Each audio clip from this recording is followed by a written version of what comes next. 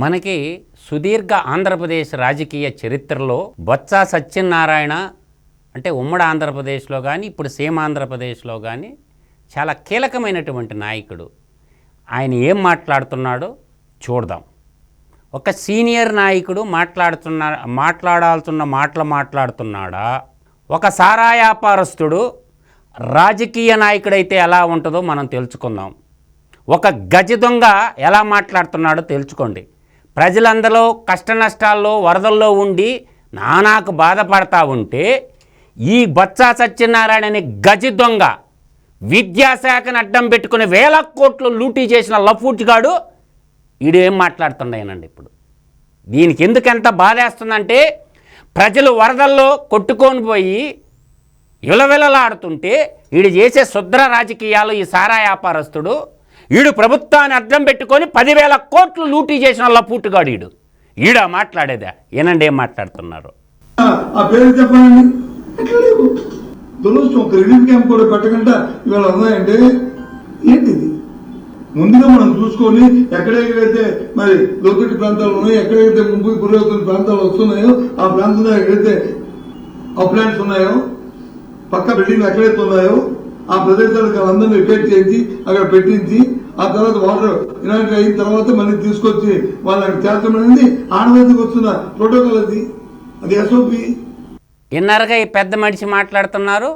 ముందుగా వికెట్ చేపించేసి మళ్ళీ వాళ్ళని తీసుకొచ్చి పెట్టమని శుద్ధపూస మాట్లాడుతున్నాడు.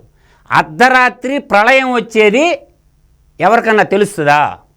అసలు విజయవాడ నగరం దేని ద్వారా మునిగిపోయింది? బుడమేరు ప్రళయం వల్ల మునిగిపోయింది విజయవాడ నగరం. ఈ శుద్ధపూసల మాటలేం చెప్తున్నాడు? కృష్ణా నది వల్ల మునిగిపోయినట్టు ఈ గాండుగాడు. చెప్పరా, ఏం చెప్తావు చెప్పు. ఇంకా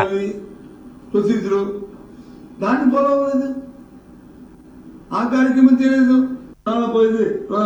ప్రాణాలు ఎందుకు బస్సుల్లో పడుకుంటే లాభం, ఆఫీసులో పడుకుంటే లాభం, దానిలో వచ్చే ఉపయోగం ఏంటి? ఈ పెద్ద మనిషి అంటున్నాడు ఎక్కడ పనుకుంటే ఏమి, దానివల్ల వచ్చే ఉపయోగం ఏంటి అని అంటున్నాడు. అంటే మీ నాయకుల్లాగా బెంగళూరు కొంపలో తాడేపల్లి కొంపలోనూ పనుకోలేదుగా చంద్రబాబు నాయుడు. ప్రజలు కష్టాల్లో ఉంటే డే అండ్ నైట్ కంటికి నిద్ర లేకుండా ప్రజానాయకుడు ఎలాగుండాలో ప్రజల కోసం ఆయన నిరంతరము 75 ఏళ్ల వయసులో మీ నాయకుల్లాగా కొంపలో పనుకోలేదుగా. ప్రజల మధ్యలో ఉన్నాడు. ప్రజలకు కష్టాలు వస్తే ఇంకా ఏం మాట్లాడుతున్నాడో ఇందాం. చెప్పరా బొత్స, నీ గాండు మాటలు చెప్పు. ఉపయోగం ఏం చేస్తే పర్వాలేదు. ఇప్పటికైనా మించిపోయి అయిన నష్టమైంది. పండి ప్రజలు పడ్డారు. ఇక్కడ నేను ఒరే నాయనా, ఇప్పటికి అయిందేదో అయ్యింది. ప్రజలు కష్టాలు పడ్డారు. మీ 5 ఏళ్ల పాలనలో ప్రజలు నానా హింసలు పడ్డరు. తత్ఫలితంగా మీరు వద్దురా బాబు పోండ్రా అంటే మీ చీడ పేడ ఇంకా రాష్ట్రానికి వదల్లా. చెప్పు, ఇంకా ఏం చెప్తావు చెప్పరా బాబు చెప్పు. నీకు ఒక ఆలోచన ఉందా? సారా వ్యాపారం చేసుకొని బతికేవాడికి సమావేశం పెట్టి తెలివి తీసుకోండి. అంతేగాని మీ ఏదో గ్రేట్ 40 సంవత్సరాల ఇండస్ట్రీ మాకే తెలుసు అంతా అని మాట్లాడితే కాదు. ఏం చేయాలో చెప్పురా బొత్స సత్యనారాయణ. 40 సంవత్సరాల ఇండస్ట్రీ అంటున్నావు. 40 సంవత్సరాల రాజకీయ దురంధరుడే చంద్రబాబు నాయుడు. కాబట్టి ఏం చేయాలో చెప్పు, సలహా చెప్పు. నువ్వు 40 ఏళ్ల నుంచి నువ్వు కూడా ఉండవు కదా, రాజకీయాల్లో నువ్వు కూడా ఉండవు కదరా ఎదవా. ఏం చేయాలో చెప్పు, ఇప్పుడు చెప్పు. గడిచిన 5 ఏళ్ల కాలంలో ఇరిగేషన్లో మీరు 62 ప్రాజెక్టుల్లో ₹1 అన్న ఖర్చు పెట్టారా? ₹1 ఏడ ఖర్చు పెట్టారా మీరు? అన్నమయ్య ప్రాజెక్టు కొట్టుకొని పోతే మీ సీఎం జిల్లాలో ఏం పీక్ కట్ల కట్టినూరు ఆ రోజు నువ్వు?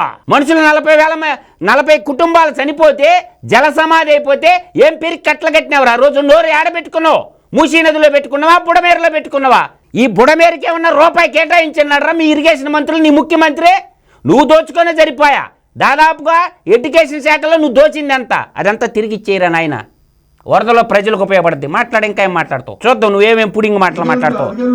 చెప్పిన మాట వినకపోతే తిరిగి తీసుకోండి. ఎవరు తీసుకోవద్దన్నారు?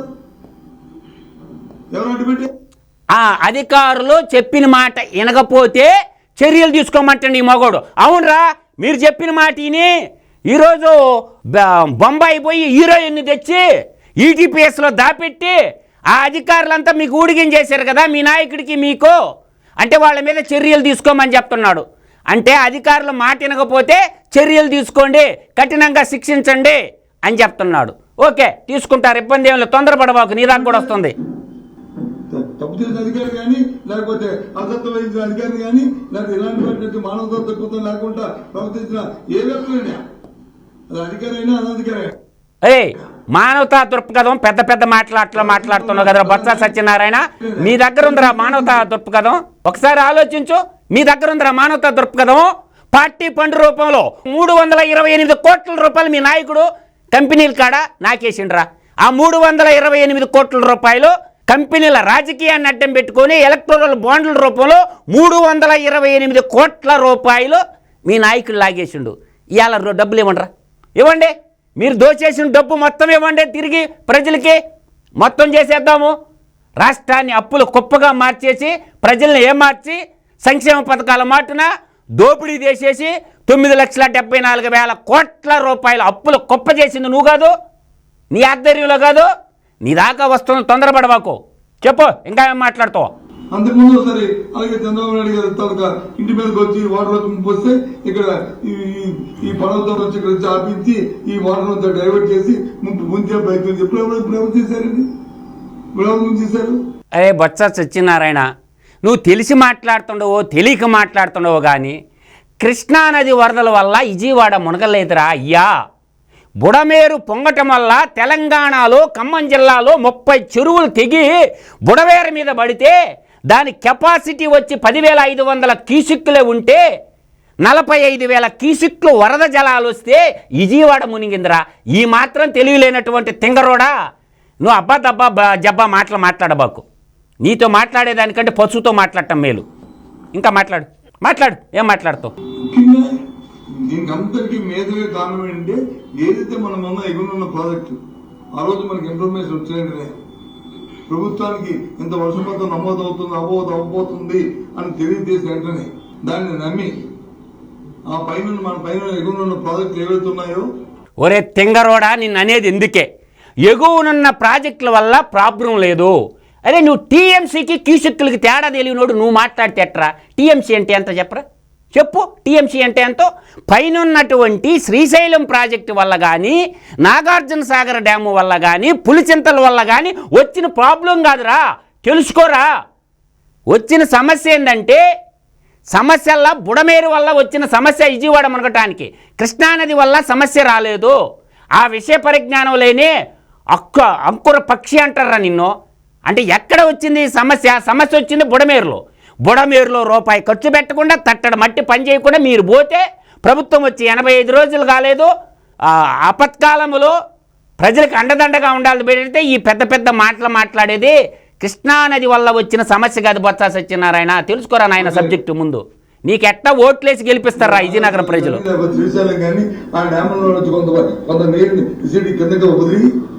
కింద ఉన్న దిగువ ప్రాంతాల్లో ఉన్న వాళ్ళన్న అప్రమత్తం చేసి కొంత క్వశ్చన్ పెట్టుకుని ఉంటే అది ఈ ఇష్యూ వచ్చేదే కాదు. వచ్చిండమ్మా పెద్ద ఇంజనీరా కన్నయ్య. ఒరే నాయనా, ఒరే లాజిక్ లేదు, నీకు మ్యాజిక్ తెలియదు, నువ్వు చదువు రాని సన్నాసుడు కానీ నువ్వు నీ దగ్గరే ఉందరా లాజిక్. ఒరే తింగరోడా, నీ దగ్గర లాజిక్ ఎక్కడ ఉందరా? అసలు ఎక్కడ సమస్య వచ్చిందో తెలియనోడి నువ్వెట్ట మినిస్టర్గా అయ్యిండు, నువ్వెట్ట ఎమ్మెల్సీగా ఎన్నుకున్నారా నిన్న? సిగ్గుమాలి మాట్లాడుతుండవు ఎందుకురా బొత్స సత్యనారాయణ? అసలు నీకు ఎమ్మెల్సీ కట్టబెట్టినందుకు సిగ్గుతో తలదించుకుంటుందరా? అసలు కృష్ణానదిలో సమస్య ఎక్కడొచ్చింది నీకు? ఎక్కడ సమస్య వచ్చింది? బుడమేరు పొంగి విజయవాడ నాశనం అయిపోయిందిరా అంటే దాని గురించి చెప్పకుండా కృష్ణానది శ్రీశైలం డ్యాములో నీళ్లుండే, నాగార్జున సాగర్ డ్యాములో నీళ్లుండే, పులిచింతలో నీళ్లు మీ నాయకుడు ఎత్తేసినట్టు సముద్రం పాలు చేయాలా? రేపు మధ్యలో నీళ్లు తాగునీటికి సాగునీటికి అవసరమైతే పరిశ్రమలకు అవసరమైతే యాడ్ నుంచి తెచ్చుకుంటావు నీళ్లు? అరే తింగరోడా ఎట్టేస్తున్నారా ఈ తింగరోడి కోట్ల? చెప్పమ్మా చెప్పు. దాంతోపాటు కోరికలు వచ్చినట్టునే అప్రమత్తమై ఇంత ఎఫెక్ట్ అయితే దానికి కావాల్సిన వాళ్ళకి నీరు ఉండాలా, పాలు ఉండాలా, వాళ్ళకి కావాల్సిన ఇవి భోజనం ఉండాలా, ఇవన్నీ పక్కన జిల్లాలకు వచ్చి మనం ఏర్పాటు చేసుకుని మనం తయారీగా ఉండమని చెప్పి అర్జెంట్గా ఎక్కడెక్కడ వెహికల్ పంపిణీ తెప్పించుకుంటే ఏమీ లేదు. అంటే నీ దృష్టిలో ఏమీ లేదా? వరద ప్రళయంలో చిక్కుకొని ప్రజలు నానాకి విలవిల్లాడిపోతావంటే ఏమీ లేదంట. ఈ మగోడైతే చేస్తాడు. ఎమ్మెల్సీవే కదా, నువ్వు ప్రజానాయకుడివే కదా, ప్రజల సంపదలు లూటీ చేసినటువంటి డబ్బులు 1000 కోట్ల రూపాయలు నీ కాడ ఉంది కదా, తెచ్చి 1,000 కోట్లు విజయవాడ అభివృద్ధికి ఇదివాడ పేద ప్రజలకు పంచరా భయ్యా. ఒక లోడు బియ్యం తెచ్చి పంచు. నిన్నేమన్నా పాలు పంచుతుంటే చంద్రబాబు నాయుడు అడ్డుకుంటాడా, బియ్యం పంచుతుంటే చంద్రబాబు నాయుడు ఉన్నాడా, బట్టల పంచుతుంటే చంద్రబాబు నాయుడు అడ్డుకుంటుండా, పండ్లు కూరగాయలు ఇస్తుంటే చంద్రబాబు నాయుడు ఏమన్నా అడ్డుకున్నాడా? ఏమన్నా గట్టు మీద కూర్చొని మాట్లాడటం కాదు. తాడేపల్లి కొంపలో నిద్రపోయింది ఎవరో తెలుసు ప్రజలకి, తర్వాత బెంగళూరు ఎలంకాల ప్యాలెస్లో పడుకొని నిద్రపోతుండేది ఎవరో తెలుసు. మీలాగా ప్రజల్ని గాలి కుదిలేసి 5 ఏళ్ళు నియంత్రిత పాలన చేయలేదురా బాబు. 75 ఏళ్ల వయసులో కూడా గడిచిన 3 రాత్రుల నుంచి ప్రజల కోసం గంట 2 గంటలు నిద్రపోయి ప్రజల కోసం ప్రజల మధ్యలోనే ఉంటున్నారు. మీరెక్కడంటున్నారు? తెల్ల బట్టలు వేసుకొని ప్రెస్ మీట్ల ముందుంటున్నాడు.